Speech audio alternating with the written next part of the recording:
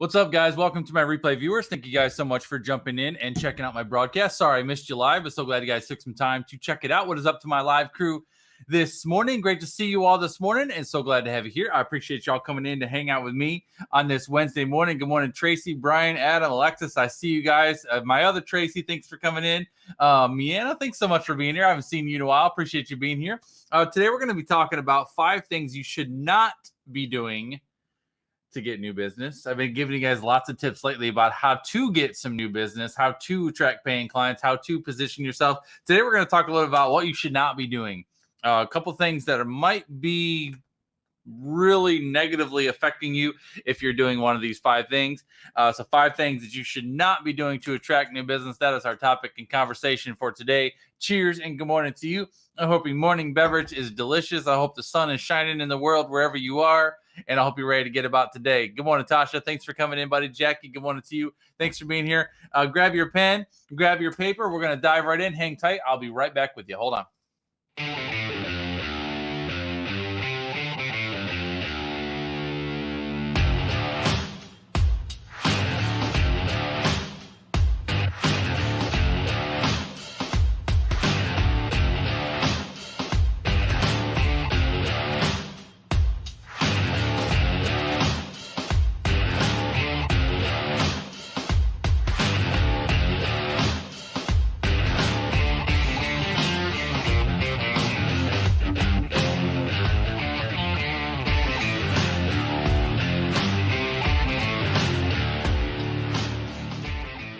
All right, y'all. Justin Kaplan Pro is my name. JustinKaplanPro.com is my website. I'm a startup business mentor and a branding strategist that specializes in helping startup entrepreneurs turn your passion, your gifting, your ideas into a profitable and scalable brand, leveraging the power of social media marketing. If you are new to me, welcome. I'm so glad you're here, whether you're listening to me on the podcast or on YouTube or whether you're live hanging out with us today. We appreciate you being here. Love having you here. And we are going to dive right into today's content. So again, I'm talking about 5 things that you should not be doing to get new business in your business. I put together 5 of my favorite don't do this tips. And hopefully you're not doing any of these, but if you are doing any of these, I'm going to, shake you up a little bit this morning and make it clear. Again, my mission is always to speak truth and love. My mission is to get you thinking differently, acting differently, and believing differently than you would have if you had not otherwise spent some time with me this morning. So let's do that. All right. Now, there's a caveat real quick to this list. I want to share this. This list is basically constructed on the assumption that your biggest goal is to increase your revenue in your business or decrease the time you spend creating revenue.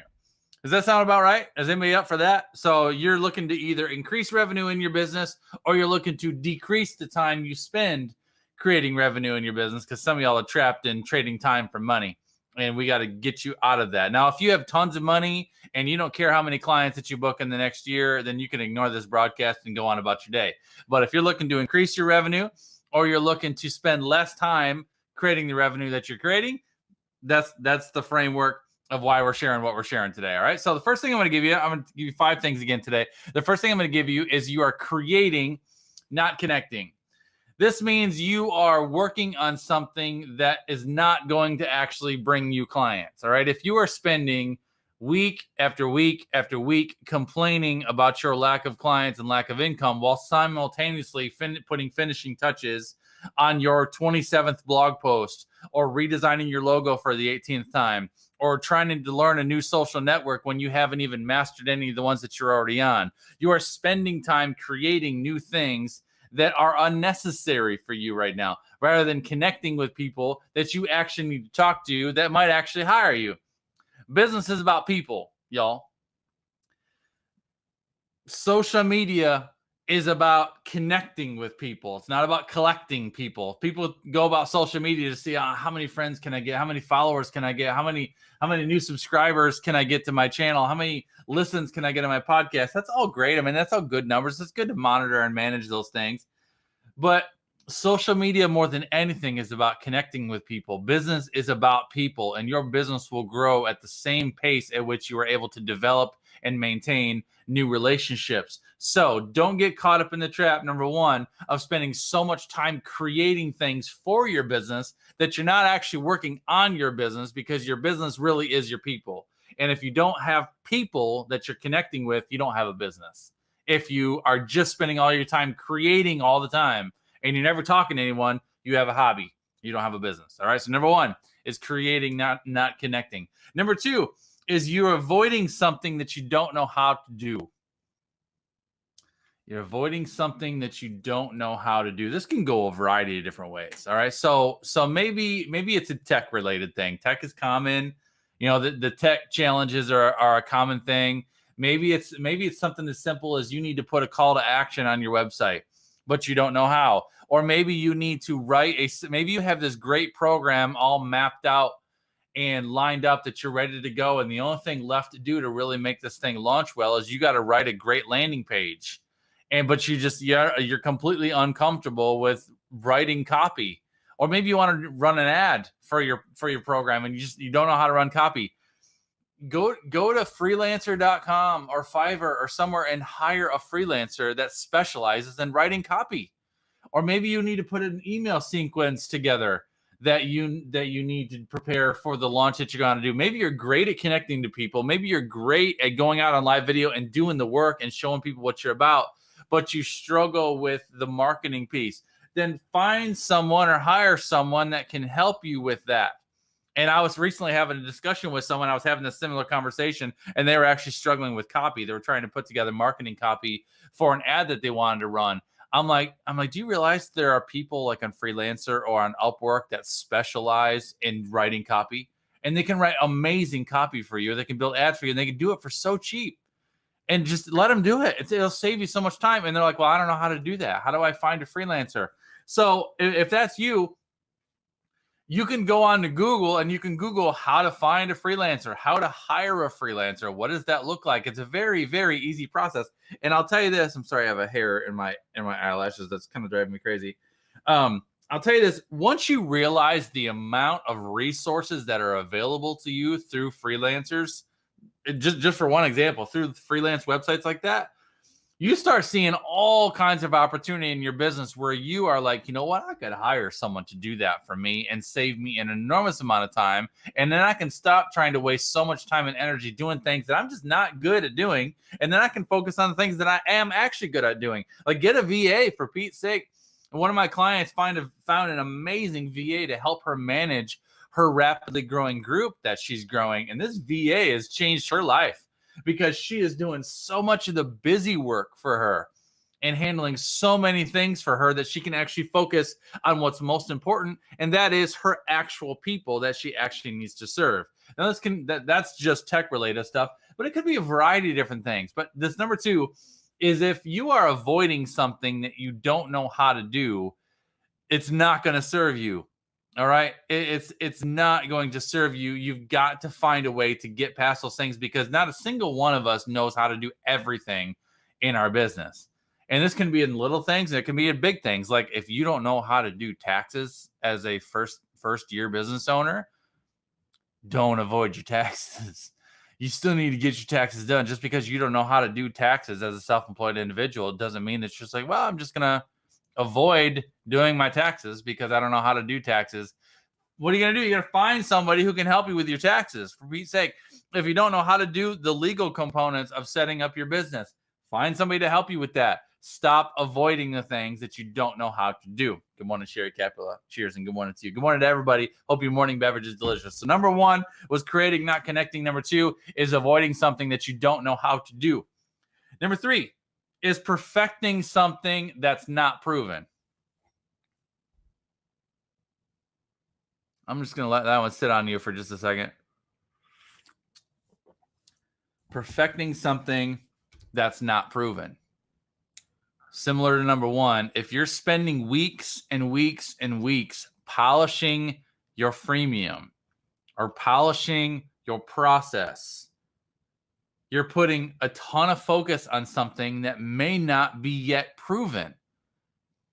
How do I know this, Justin? Because I have done this before. Oh, man, I'll tell you what. One of the best pieces of advice I ever learned, and one of the best pieces of advice I can ever give you, is do not create something to sell unless you test the audience interest. You gotta you find a client, then you create a product. Don't create a product first and then try to find a client to fit it. Because I'll tell you what, so many of us as entrepreneurs and business owners were like, oh, I got this idea. That's such a good idea. I want to build this thing. I'm going to sell this thing. I'm going to create this thing. Everybody's going to love this. It's going to be so good. And you're so excited about it. And so what do? You go all in and we create this thing. And we do this thing. And we get so excited. And we launch it out. And then nobody cares. Nobody freaking cares. Why? Because you didn't ask them if it's something that they wanted. Just because you think it's a good idea doesn't mean they're going to buy it. Instead, if you reverse engineer this will save you so much time and this will save you so much energy. Y'all listen, and it'll save you so much money. The first major time that I did this, I went all in on something that I thought was a brilliant idea. And I not only went all in on it, but I decided that I was going to make something digital, also physical. And so I was all in on this process of creating an academy that combined a community and everything else with it.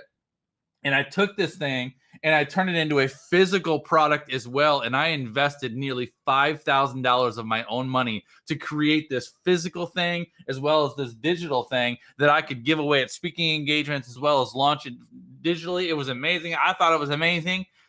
And I rolled it out and it fell flat on its face, man.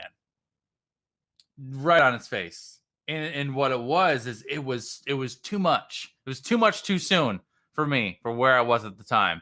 It was too big. There was too much in it. And just people weren't ready. And I couldn't sell it. People didn't want what that was. And man, don't do that. Do not spend time and energy and income and finances and resources perfecting something that's not proven.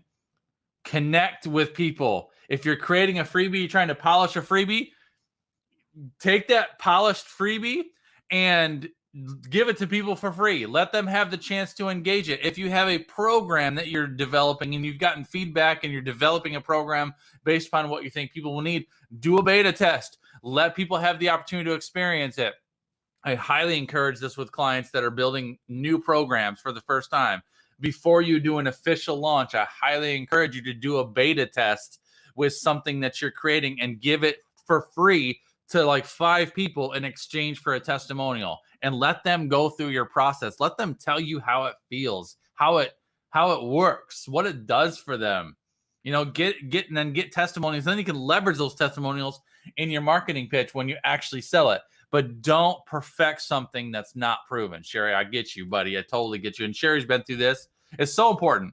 It's so important. That's why talking to people is so important. That's why I put that as number 1. Creating, not connecting. If you are constantly in the mode of creating stuff and you never take time to actually talk to your people, you'll never be able to get a pulse on where they're really at. But once you start really engaging with your folks, you start really asking them some questions, you start really having some conversations and interacting with people, they're going to start telling you what's up. They're going to start telling you what they got going on, what they're dealing with, what their frustrations are. And then when you find a need, fill it, y'all. When they find a gap, step into it. Create stuff that you believe people are going to need. And you got to think also, the other thing I think sometimes people miss sometimes is think about the season that you're in with the people that you serve. About this life right now, I see people sometimes launching new products and programs, and I see what they're selling. I have an idea of their audience, and I'm like, why are you selling that now? Like, why are you launching that now? What a terrible season to try to launch that right now. Why are you trying to get that type of person's attention right now when they're in the middle of this, and this? Like you got to think about your people and what they actually got going on in their world before you try to put something in their face for sale. Because really what it ends up doing is because marketing is not easy. Doing a launch is not easy. How many of y'all have done a launch before? Right? Doing a launch can be tremendously exhausting. And hang on, y'all, my Wi-Fi is being stupid. Should I switch Wi-Fi accounts? Is that dangerous? I have 2 Wi-Fi. Now it says I'm good. Maybe I'll stay. Okay. You're right. Sherry just said that. Boy, she just said it. Sherry just said, I found that my timing doesn't mean their timing. Yes, and doing a launch is exhausting, right? It's a lot of work. There's so much time and energy and work that goes in it. And there's nothing, and to me as a business owner, there is nothing more frustrating than putting your heart and soul into a launch and all the energy that goes into a launch and all the prep that goes into a launch. And you go through your launch process and you open the cart and you do the thing and the return's not there. The return's not there. It's frustrating. That'll drive someone to quit. I've seen it. I've had some pretty intense knockdown, pick yourself off the ground conversations with clients that have gone all up and all in on a launch, and then they throw that thing out there and it doesn't sell, and they're like, I'm not sure I'm cut out for this, and they write about there to quit. And I'm like, no, look, you learn every time you launch something, you learn from it. I just want to be an encouragement to you for a second. All right, if you launch something and you don't sell one thing, you're still better. There's always something that you can get out of a launch. I have launched things so many times, and I can tell you the number of times that I've launched something that's 0 from them. I've also done launches where I made 6 figures in 4 days. All right. It can go both ways. And there's things you have to learn from them. If something goes wrong, if it doesn't work, then you got to stop and ask yourself, what happened? What happened? What did I do right? What did I do wrong? How can I learn from this? Where do I grow from this? How do I move forward from this? Because honestly, y'all, if you're the type of business owner that goes all in and doing all the type of hard work, and then the first time you had a bad day or something doesn't go your way and you up and quit, you're not going to make it in the first place. Bad days will happen. Not every day is a good day. Not everything's going to go your way. Not everything is it's not always sunny and warm. In the world of entrepreneurship, sometimes it's cold and icy and lonely. The sting. I get the sting, Shirley. I've done it, girl. Listen, man. But you know what, though? Now, what do? I teach people what to do, what not to do. And I teach you how to have a successful launch so you don't have to go through that sting. But how could I teach that if I hadn't experienced the sting myself? Right? And how do I get better? You get better. I mean, I've learned way more from the things that I've screwed up than from the things that I've done right. You know what I'm saying? Because you have to learn from those things. You've got to. It's got to be a learning experience for you. So that was number 3, perfecting something that's not proven. All right. Number 4. This one's a tricky one. I'm going to take a drink of my coffee. Cheers. Y'all enjoying this? You learning something? Cheers and good morning to you. Hope your Wednesday has been awesome so far. And I appreciate you hanging out with me this morning. We talked about creating, not connecting, avoiding something you don't know how to do, perfecting something that's not proven. Number 4 is working at getting better at your craft. This is a tricky one because I'm all about personal development. All right. I am all about personal growth. I'm constantly improving, constantly working on perfecting my craft. However, there's a line with this. All right. Like, I think it's great to continue to improve the wonderful work that you do and the skills that you have. However, if you're not actually getting clients, if you're not actually making money, and your focus is always on just improving what you do, if you're busy and you're overwhelmed and you're not actually growing your business, you're just, well, I guess I'm going to take another course on how to be better at this, or I'm just going to watch some more videos on how to be better at doing me, instead of actually going out and do the tough work. If your business is not growing and you don't have a return for the work that you're doing, and all you're doing is just working on you, getting better at your work is like rearranging chairs on the Titanic. Eventually, it's not gonna affect the final outcome. If instead, you've got to have some balance with getting better at your craft, and personal development is important. But at some point in time, your energy has got to shift to the necessary work that has to be done. Like, figure out where the gaps are in your ability to connect and engage and be visible. Like, get better at your marketing, get better at your strategy, get better at your closing process, engage your audience, connect to your people. That's what's going to give you a return. So when I say this, working at getting better at your craft, a lot of people, it just came out, Tasha. Working at getting better at your craft, one of the things I've seen people do all the time is people working on brand refresh. I'm going to do a brand refresh. You're redesigning your logo for the 17th time and you've never had a client in your life. Your brand doesn't need a refresh. You need a refresh.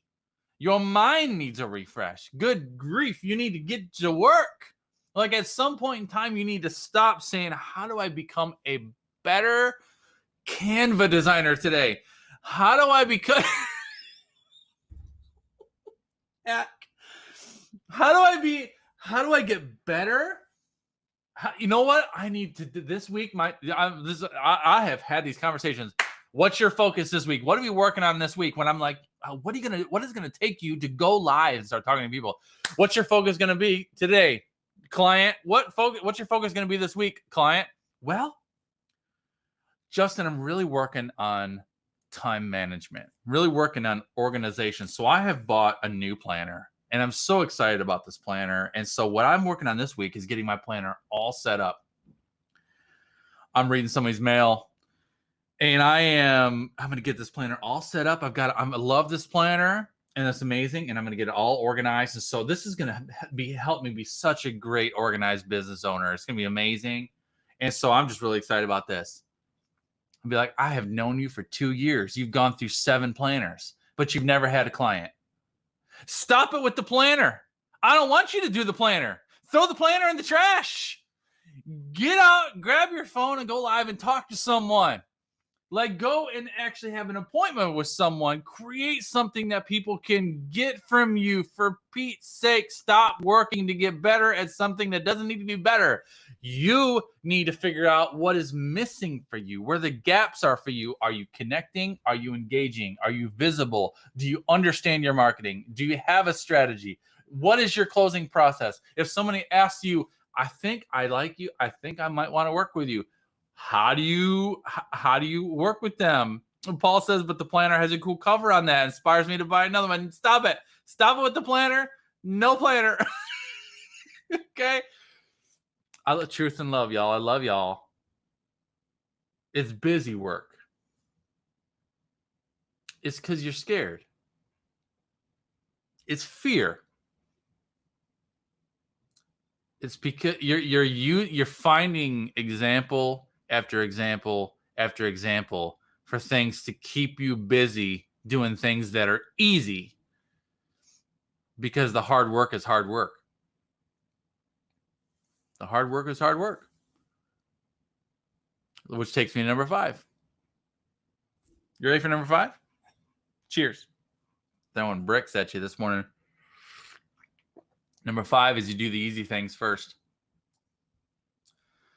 Doing the easy things first. Doing the easy things first is an entrepreneurial virus. Takara, good morning to you. Thanks for joining us. It's an entrepreneurial virus. Doing the easy stuff. Your to-do list every day probably has a ton on it. That's okay. My to-do list today has a ton on it. But if you wake up in the morning and you look at that list and your attention gravitates to the easy things, what am I going to do?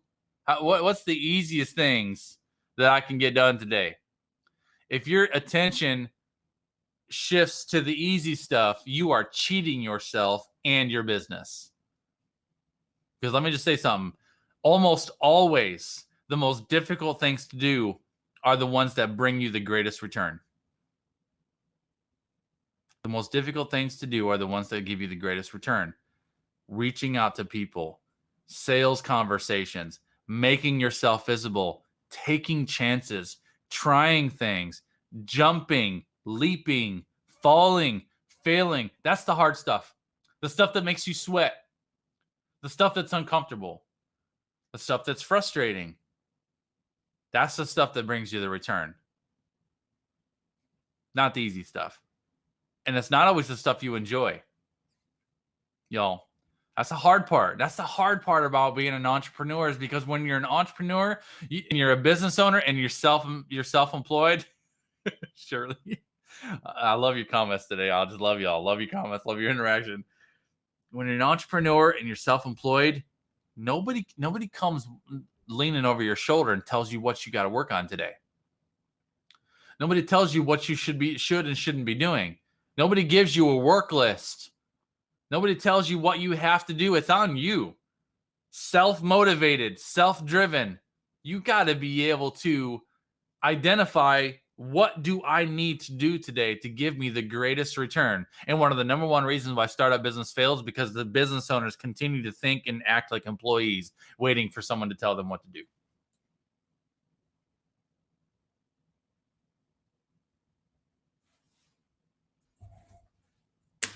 Mic drop. I dropped my mic, but I like my mic and I don't want to break it. Just like that. All right. You can't always do the easy things first. Do the hard stuff. Do the tough stuff today, y'all. That's 5 things. Creating, not connecting. Avoiding something you don't know how to do. Perfecting something that's not proven. Working to get better at your craft. And doing the easy things first. Truth and love. I love y'all. I appreciate y'all. I'm going to give you 30 minutes of your time back, because usually I talk for an hour. I just did that in 28 minutes. That was a life changer. That was a world changer. We're going to get about our day today, y'all. I appreciate you. Even 28 minutes, y'all. I know 28 minutes of your time is so incredibly valuable. So I appreciate your time and attention today. Y'all are amazing. Love your comments. Love your interaction. You guys are amazing. Have a beautiful day. Be intentional with your time today. Be intentional with your talent. Have a beautiful day. And I will see you guys all around the web, right? Take care. God bless y'all. I'll see y'all later.